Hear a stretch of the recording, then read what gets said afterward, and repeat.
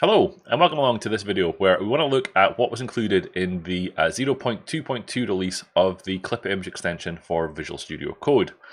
So in this release, it's a bug fix release, so there was no new features added as part of this release, but one thing that was noticed was that if you include a changelog.md file into the v6 file, which is ultimately published to the marketplace, which we are, it shows up as a tab here when you're browsing the extension within Visual Studio Code.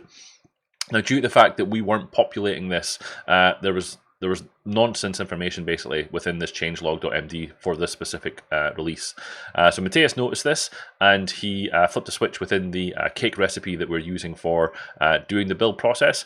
And now, as part of that, the combination of Git version and Git release manager is now creating the release notes and putting them into this changelog.md file, which ultimately then gets shipped to the Visual Studio gallery. The other things that were added in here, there was a table formatting issue on the README. So if we go ahead and look at that, what that was we scroll down here in the README, there was a section of the README where we are including information about how to use the templating ability within ClipImg, and this wasn't rendering correctly on the README. So that was also corrected. And the final one, probably the most important one, was that Matthias, also known as dev lead, wasn't being attributed correctly in the Chocolate new spec file. So his name wasn't appearing as a software author. So we made sure to get that corrected as well. And that's pretty much it.